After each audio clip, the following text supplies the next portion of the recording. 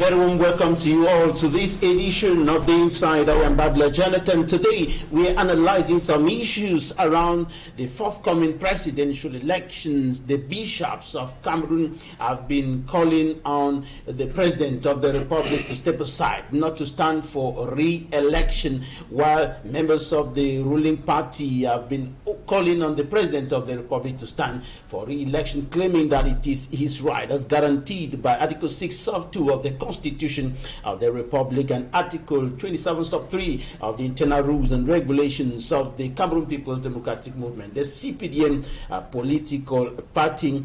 And there have been concerns raised by the bishops with regards to the poor, I should say, precarious living conditions of many Cameroonians. The situation of the country has been a point of concern for the bishops who have made a declaration about this issue, and we're going to bring to you the content of the bishops' message coming at the end of the 48th annual seminar of the bishop that took place in the Southwest Regional Capital, Boya.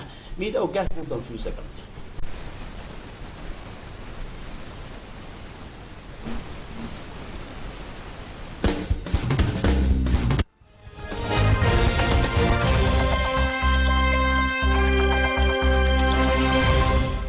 Our guest today is Dr. Ako John. Ako is a political analyst, lecturer and author. He is the author of Diaspora Investment and Dual Nationality, The Need for Legal Reforms. Doctor, you're welcome to the program. Yeah, Babila, once more, good evening. It's a pleasure again on Equinoxe television. And once more, we are talking Cameroon issues that affect the nation. A year pregnant, and many might have called that it is the year for change. The change Cameroonian desire, presidential elections 2025.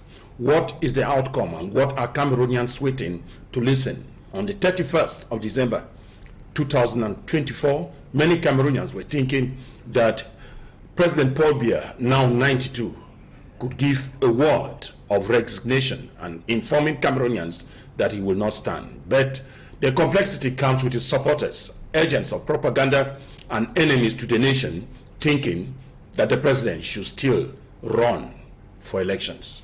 And of course, the presidential election should be coming up later this year by October. And there have been a lot of talking around this issue of the presidential election and the need for change particularly at the helm of the state, with many, including the bishops, asking the president of the republic to step aside and give way to another leader who will take the country out of the current situation, and the gravity of the need, or how much the need for change has become a concern for many Cameroonians, can be read in the statements of the Bishop of Yagua, who went as far as saying that even the devil should take over first, and then we're going to see what will happen next. And this has been interpreted as a wrong message coming from a man of God, but in that we read the gravity of the situation with regards to the socio-economic, political, security challenges affecting the nation, and which have become unbearable to the people of Cameroon. These issues are highlighted in the message of the bishops coming at the end of the 48th annual seminar of the bishops, which took place in the Southwest Regional Capital, Boya, and a special envoy to the Southwest Regional Capital, Boya, to that meeting of the bishops is Staff Lady Annabella, and she brings to us some details in this report.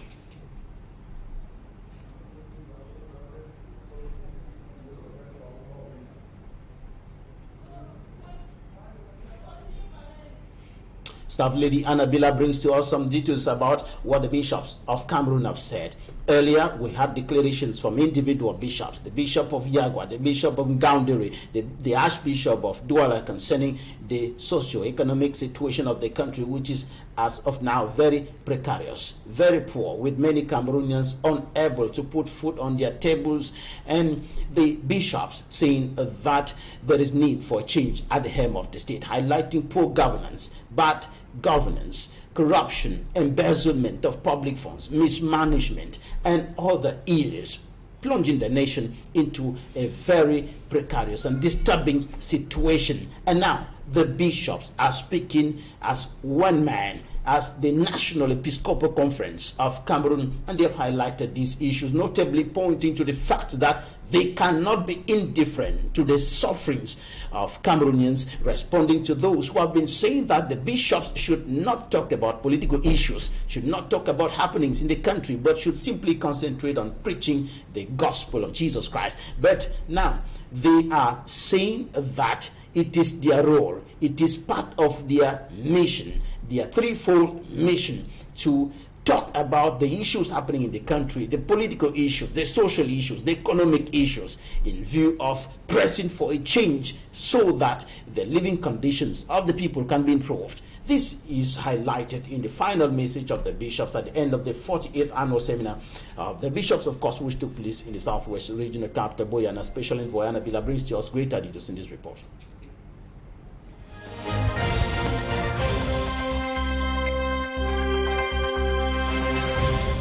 From every evil. The message of the bishops of Cameroon, entitled "Take Courage, Do Not Be Afraid," was read at the end of their 48th annual seminar in Buea. It was directed to Christians, to the clergy, and above all to politicians and all those who are concerned with the socio-economic situation of Cameroon. For some years now, and increasingly so in recent times, the anxieties of the vast majority of Cameroonians have been transformed into cries of despair at the misery they are living through and the degradation of our beautiful country, Cameroon. Our consciences as pastors and citizens cannot remain indifferent to these cries of distress. And sharing their worries and sorrows, we, your bishops, have made a point of discerning from a primary pastoral point of view the various aspects of the general situation prevailing in our country. The bishops maintain and reiterate that they can't be neutral to the sufferings of Cameroonians, especially after proposing concrete solutions to the economic crisis which plagued Cameroon some years back.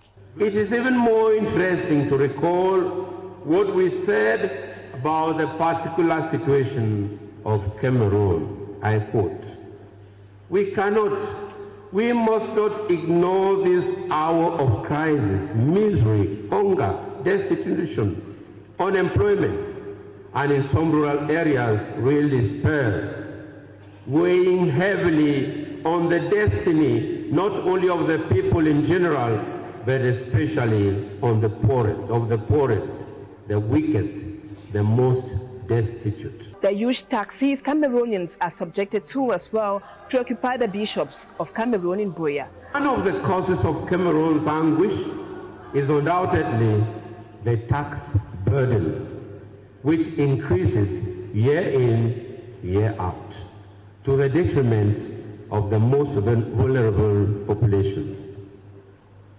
It is seen as the ultimate means of suffocating those Cameroonians whose purchasing power is so low.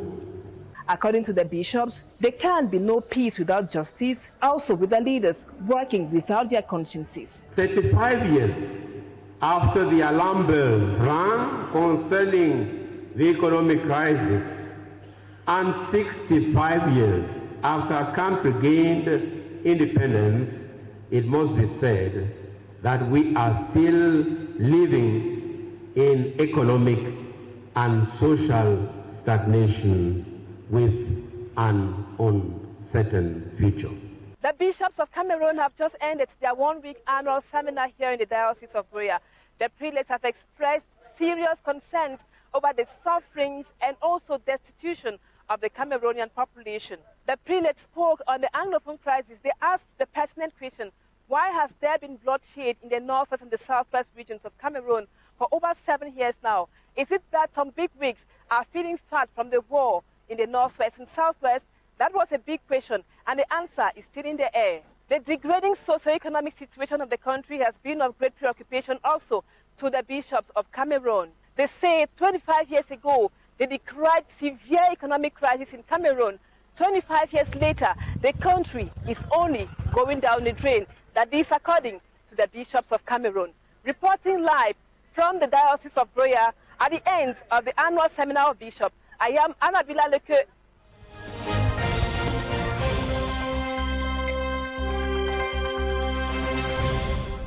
Thanks, the Born Staff Lady Annabila, with the details of the message of the bishops from the 48th annual seminar of the bishops, which took place in the Southwest Regional Capital, Boya. Dr.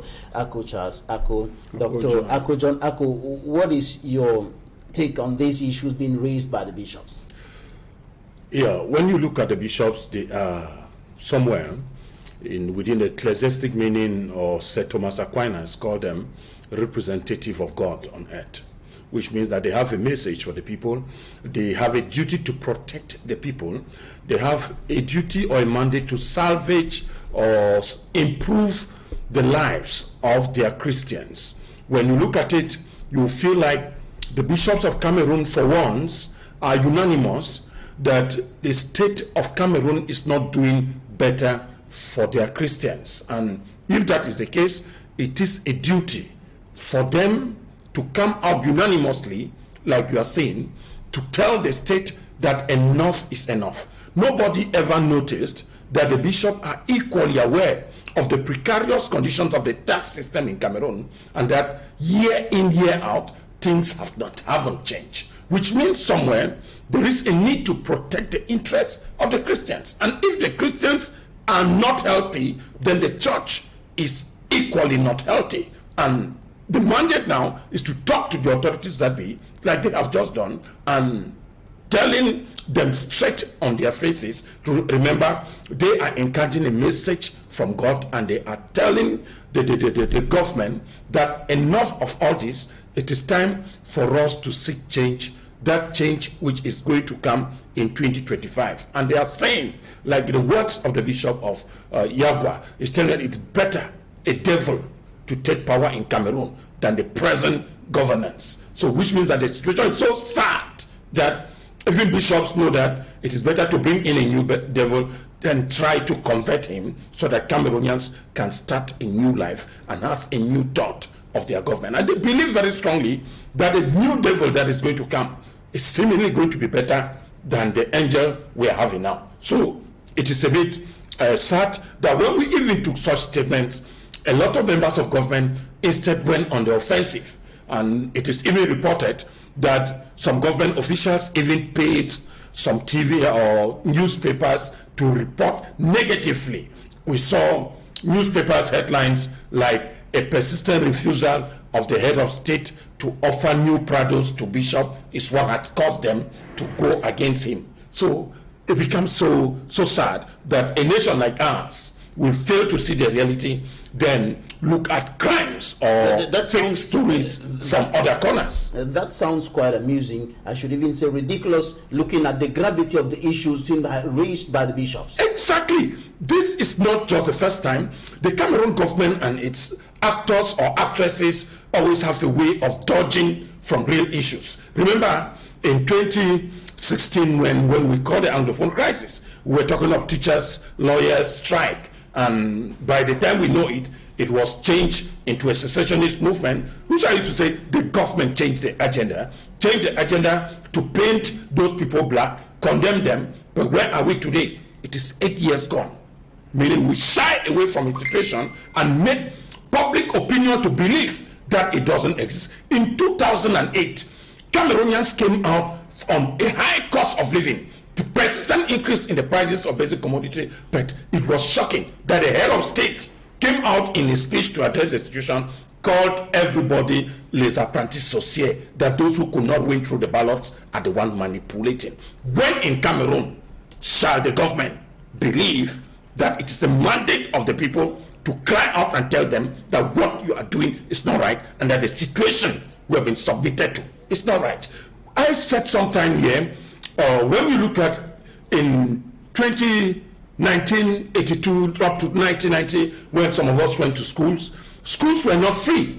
We were paying 500 francs for school fees. In other places was 700. Parents were paying normally. Then you come to a new era when the United Nations declared common education, access to basic education for all, the government of Cameroon equally came out and said education is free. We were expecting that the free nature of education in Cameroon should be experienced by all. But this is when schools that were reserved for the average Cameroonian are now reserved for the rich. Everybody knows that getting a child into secondary, where some of us paid 7,500, I'm talking of JHS Manfi at the time, and 5,000 to others, today getting a child into secondary schools in towns like Douala, Yaoundé is based on a condition that there is a percentage and a quota for a teacher, a principal, and even other government officials we don't know. PTA today is a total sham. I mean, the sadness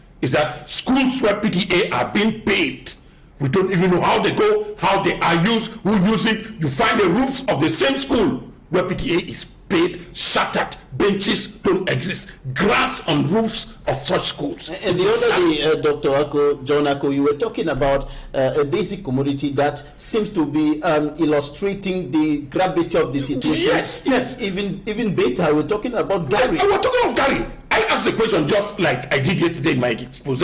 When you look at a cup of Gary, we were buying 11 cups for 100. You see yesterday in the hall, some people even told me that they were sold 14 cups in some villages for 100. And today we're buying a single cup for 100. We could buy 6 cups of rice for 200. Today you cannot even eat a cup of rice. We don't even know how much again a cup of rice costs. And to some extent, a bag of rice presently in Cameroon cost about 55,000. I'm talking of those of 50 kilograms, others as far as 38,000. When we were growing up, it was possible to get a bag of flour, 50 kilograms of flour, where they bake bread for 14,500. I knew mothers that were baking beignet and other derivatives from flour. That is why the beignet we bought for 10 francs in 1980, 1995, today is what we are being sold for 100. Just imagine what darkness has engulfed Cameroon, what has happened to the economy, a government that borrowed loudly every day, but we still seemingly like there is a hole somewhere that when we borrow money, the money gets in and perishes. What of import substitution?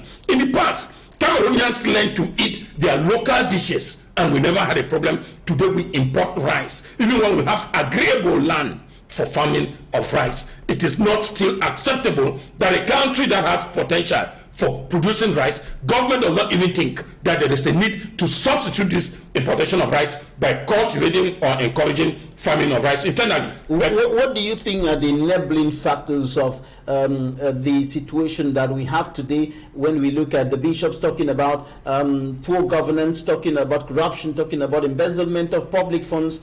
What are the enabling factors promoting all these issues? Yeah, one of the greatest factor in Cameroon is lack of accountability.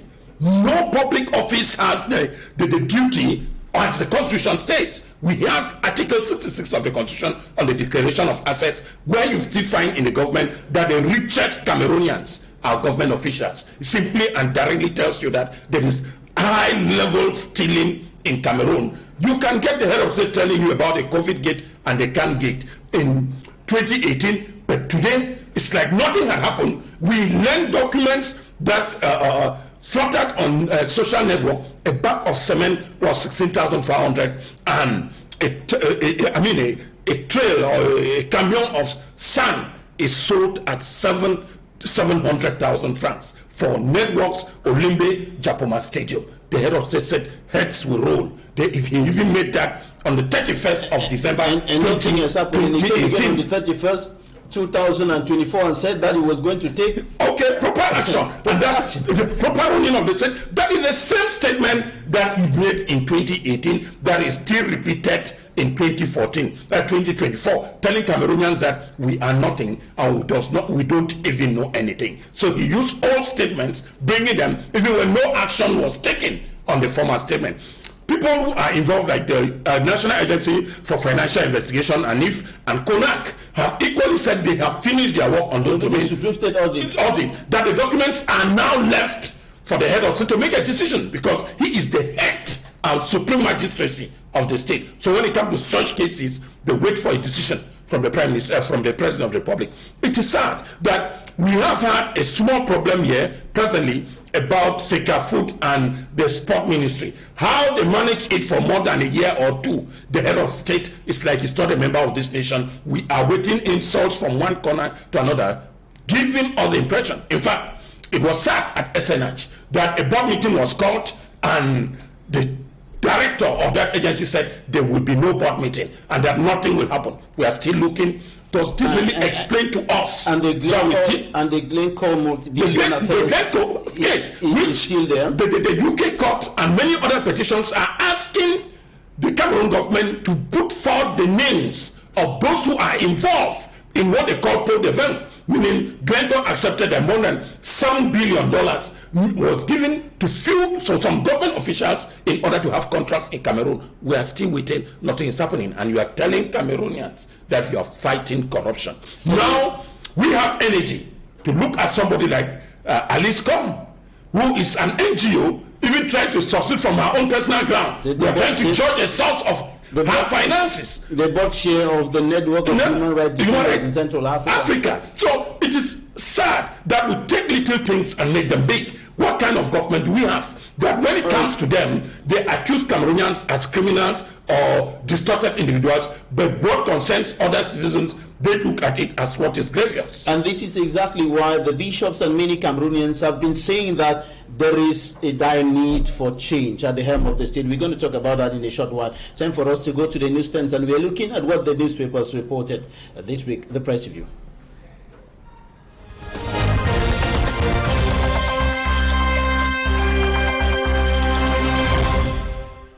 We begin the press review with the Guardian Post 2025 presidentials.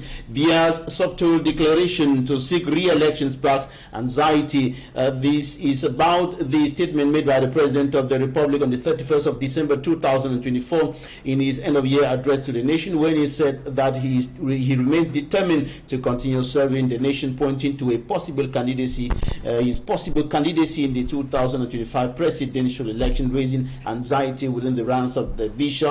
And notably, the Archbishop of Douala, His Grace Samuel K. Daoud, said that those who are calling on the President of the Republic, calls on the President of the Republic to stand for re-election are not realistic. And of course, these Cameroonians have been talking about this and asking the President of the Republic to simply step aside and allow the leadership of the nation to another person who will take the nation out of the precarious situation in which it finds itself today. In the same vein, presidentials 2025, Biya for president, bishop for a devil.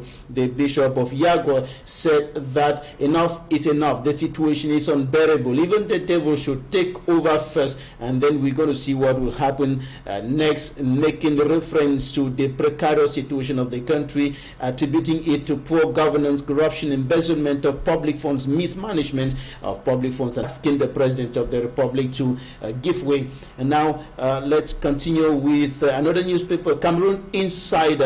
And Cameroon Insider talks about government's reaction to bishops' election remarks do not influence free choice of Cameroonians. That was what the government said about the cause of the bishops with regards to the possible candidacy of the President of the Republic, Paul Biya. And the paper is simply highlighting this statement, indicating that the bishops should not influence the choice or the free choice of Cameroonians. And now, municipal update. National Episcopal Conference presidents to Cameroonians. Bishops don't decide who stands for elections, but insist they have a right to civic opinion, condemns ills of society and not people. And of course, that is the interpretation of what the President of the National Episcopal Conference of Cameroon, His Grace Andrew Kia, said about the situation. Municipal updates highlight this. And to another newspaper now, The Sun. The destiny of this country is in our hands. Archbishop Kia, at the opening of the Bishops' Annual Seminar in Boya, made this declaration and urged every Cameroonian to wake up, and face his or her responsibility responsibility. Archbishop Samuel Kleda insists the church is at the service of society and cannot be neutral in the face of the suffering masses. And Bishop Michael Bibi of the Boye Diocese hailed for the transformation of the Boye Diocese. We take another issue of municipal updates, revisiting that Pope's envoy interview, and the church promotes dialogue, reconciliation, and peace. An in-depth newspaper says, "Don't run." Cameroon bishops tell President Paul Biya Catholic bishops in Cameroon are increasingly urging President Paul Biya not to seek another term of office as the nation gears up for a presidential election in the month of October. That is what we have in in-depth newspaper. Now another issue of the Guardian Post newspaper 2025 presidentials, Pope's envoy Equinoxe bishops outburst at audience with the Minister of Territorial Administration, Paul Atanganji. Now another issue of municipal updates, gradual return to peace in the Southwest. Archbishop Kia Andrew credits population, state and church efforts, notably highlighting the gradual return to normalcy in the Southwest region of the country. Now the national daily en pleine montée de l'effervescence électorale, le gouvernement recadre certains évêques. That is talking about the statement of the Minister of Communication and Government spokesperson Rene Emmanuel Sadi in response to the outburst of anger by the bishops of Cameroon. Another issue of the Guardian Post newspaper, Acquire subdivision clocks 62 years without identification post. This is the information we have in this issue of the Guardian Post newspaper. Miami chieftaincy saga. Irate population protests at Southwest Governor's office. That is the headline on the front page of Cameroon Echoes, and talking about the chieftaincy conflicts in the Miami village. And of course, the new chief of Miami village is already known. And of course, Hobson Ebai is the name that we have as of now with regards to the succession issues in Miami village in the Southwest region of the country. And that's it for the press review today.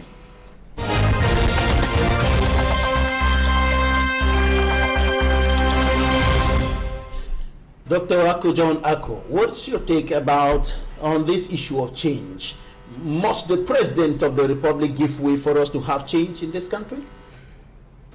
Obviously, there is a need for the President of the Republic to step down. 42 years after, 92 years old, 99 years in 7 years' time. Do we really need him?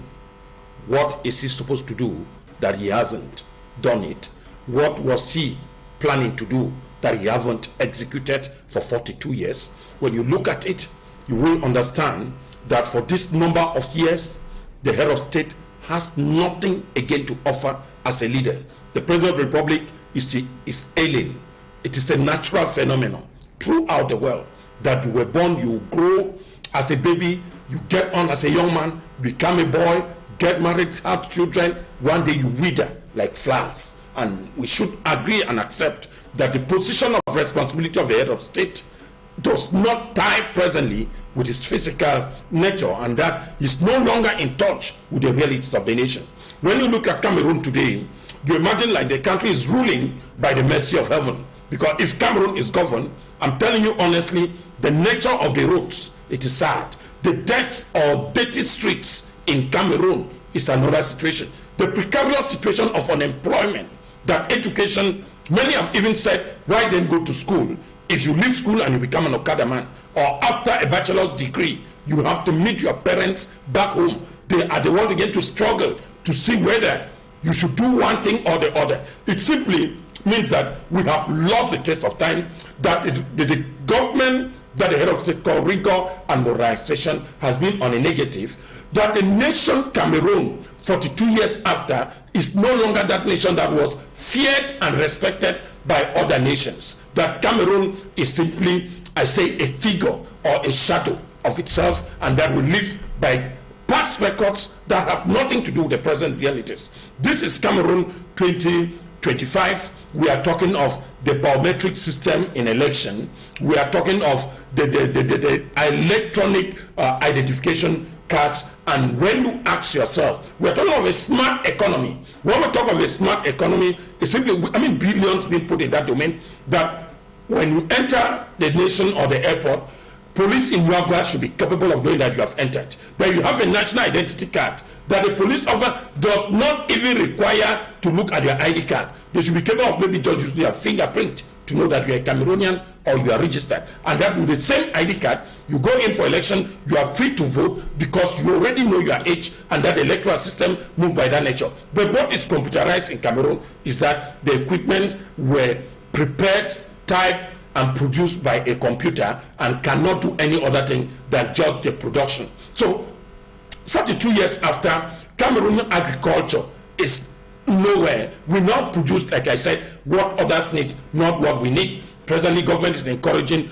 production and farming of cocoa. And you ask, how does cocoa serve this economy?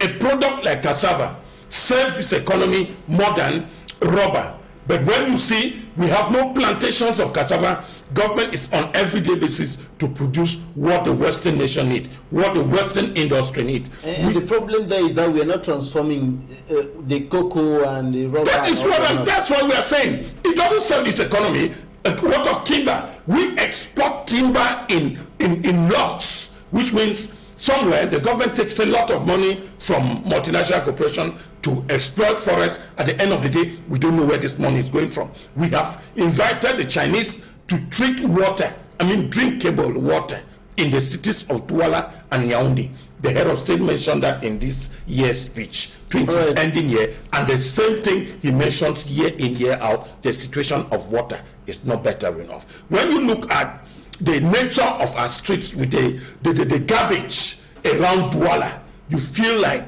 Cameroon, Africans are dirty people. And I have sounded this under the Association of Civil Society for Sustainable Development. There is a need for clean hygiene.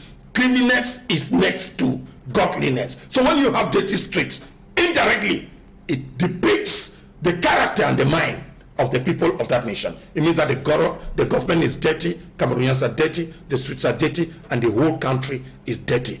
If we cannot keep our houses clean with a broom, how do you explain to a foreigner what has happened to your home? So basically, the system is rotten, where we accuse others, continuous political intimidation. You have seen that those who even intended to go on strike in 2018 under the party MRC are still in prison. Some just caught at their homes and taken to prison have been unable to come out. You see police officers and military guys every day. We know it is election 2025. They are going to recruit, there's a need to recruit new soldiers, new police. These are the guys that are going to muscle any opinion, any gathering. I have said a civil protest, physical, we are going to change the strategy in 2025. And honestly, I will not advise any parent. If we are not d'accord with the head of state, we declare a sit-in strike. Everybody should stay home. If you have to lock it down by staying home for 2-3 days or 1 week, 10 days, if the government doesn't listen, then the government, hopefully, are not human beings. We indirectly, maybe, might have been governed all this while by vampires or wicked individuals. We are not yet there. We still have some few months to go to October to have the expected change, if it ever comes. But that is the wish of many Cameroonians, that there should be change at the helm of the state. Now, what they are expected to do for us to have that change, that's what we'll be talking about in a short while. Time for us to take interviews of the week right now. Interviews of the week.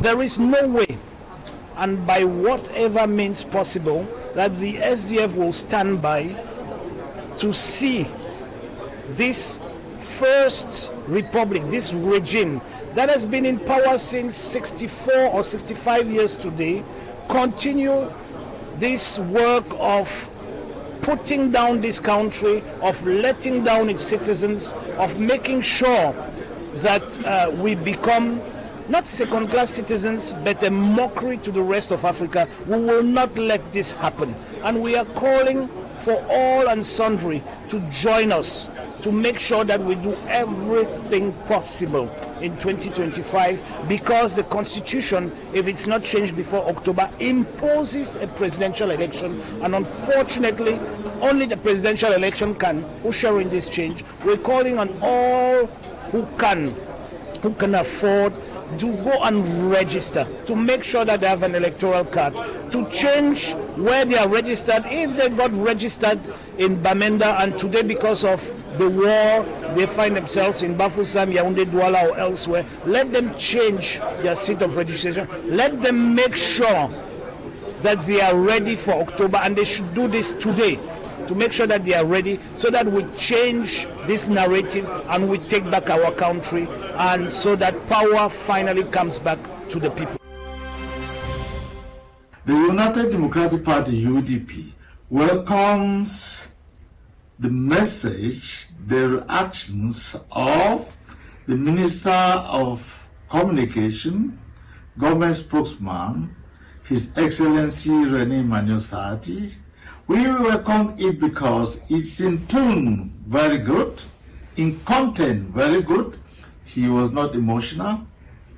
He came straight to the point to respond to what some of our bishops have come out with it, which is their right, which is constitutional right for those bishops as Cameroonians to give their views on national issues.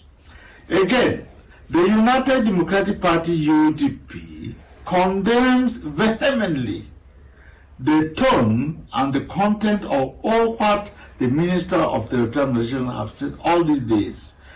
His actions on certain issues have actually triggered what the bishops are now talking, which have actually set the people of Cameroon to be against the head of state on the tone of the Minister of the Determination, whereas the President of the Republic, His Excellency President Paul Biya, was elected by Cameroonians. He appoints ministers, expecting this minister to help him discharge his functions well. That is to say, he manage the affairs of this country. When you go and manage it poorly, by reacting in a negative way, by using wrong language, it is you to take the responsibility of what you have said, but not the head of state. Therefore, the United Democratic Party, UDP, condemns all bad attitudes in this country, and we are happy with the head of state for what he said concerning embezzlers of public funds in this country, because corruption is one of those bad issues that have ruined our economy, and the head of state has said it clearly that Cameroonians will be expecting him to react now, and therefore the United Democratic Party, UDP, is urging His Excellency President Paul Biya to act now and make sure that these embezzlers of public funds should be sanctioned. You understand that we are at the beginning of a new year. We have some issues on board, and these are personalities whenever they want to meet us. I think that is just but normal. We have the open door policy. President Paul Biya said we should apply the open door policy to all personalities, high commissioners and ambassadors, because at times they need information on relevant issues. So when they come for these discussions, we are generally very open to discuss with them. We have current issues, and you know, the Minister of Territorial Administration, we talk about associations, political parties, churches, and we have a variety of issues. So when the personalities come, it is just but normal for us to discuss and clarify certain issues. We came today, as the Minister said, to discuss various issues happening at the moment in the country. We wanted to understand what had been happening recently across different issues, and it's our role really to ask questions and ensure that we do understand what's happening so we can reflect it back to our own capitals. We talked about we tried to understand the legal frameworks here, and we also had a very interesting discussion, certainly for the Canadian High Commissioner and me as fellow members of the Commonwealth of Cameroon, about the importance of ensuring that dialogue is inclusive and touches on all elements of society.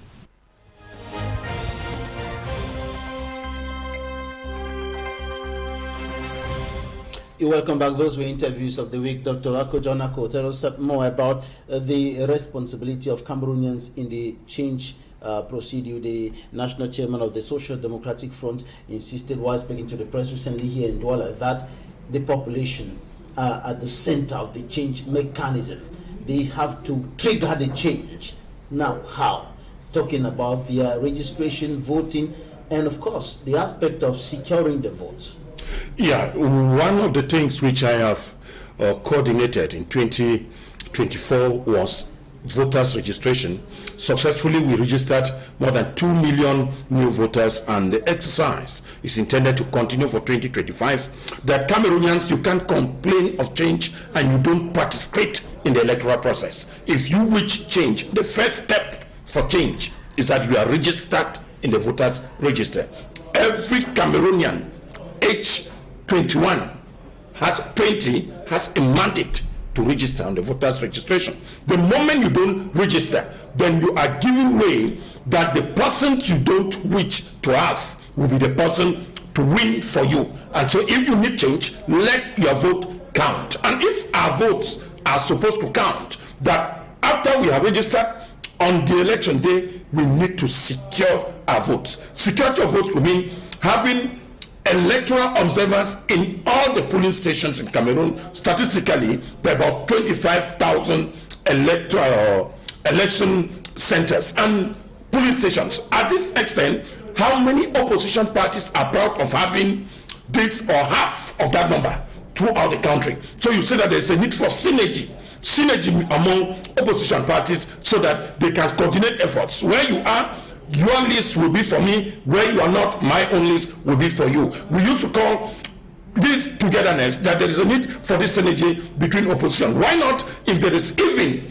a broad-based coalition on electoral observation and even security of votes among opposition, a common platform can be created where they all report at the end of the day to that particular platform with all the results in the various polling stations. While waiting, that basically the Constitutional Council may be reading elections, but we will have the partial elections before the official declaration. Somewhere there is a need to review the electoral code. The present electoral code does not help us in any way by giving right for members of government like the governors, the SDO, the Minister of Territorial Administration, still being part and parcel of the electoral process of this country is really unreliable, because we know these people, they were appointed by the same person and they are working for the same person. They cannot make an electoral process free and fair. So that's what I'm saying. They need for an independent electoral body that will observe election, conduct election, report election, and declare the winner. Right. If you are not yet satisfied,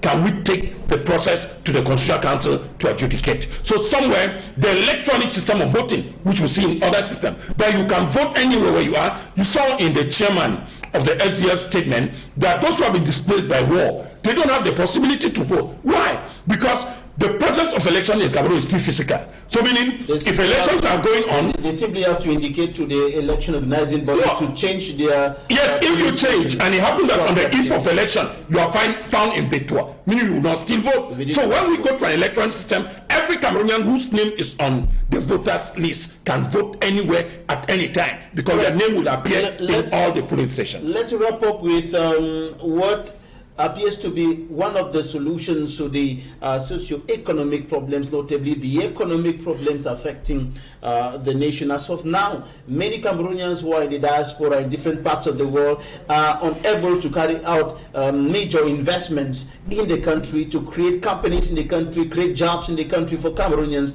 because of the fact that dual nationality is not accepted in the country. And one of the persons who've already declared their candidacy for the upcoming upcoming presidential election. And who is talking about this is Barrister Akeremuna, who is talking about this issue, the need for reforms, as you have highlighted in your book, Diaspora Investment and Dual Nationality, the need for legal reforms. Tell us more about this need for legal reforms. Yeah, the need for legal reform simply tells you that the Cameroon government and the state of Cameroon since 1968, in protecting the sanctity of the Cameroonian people, do not recognize double nationality. Double nationality in the sense that somewhere the law in 1968 recognizes that a Cameroonian can be born by blood or by soil, jus sanguinis or jus soli, and that the Cameroonian nationality can be forfeited once you gain a foreign nationality, which means that Cameroonians that were born in Cameroon, that by Cameroonian parents with Cameroonian identity,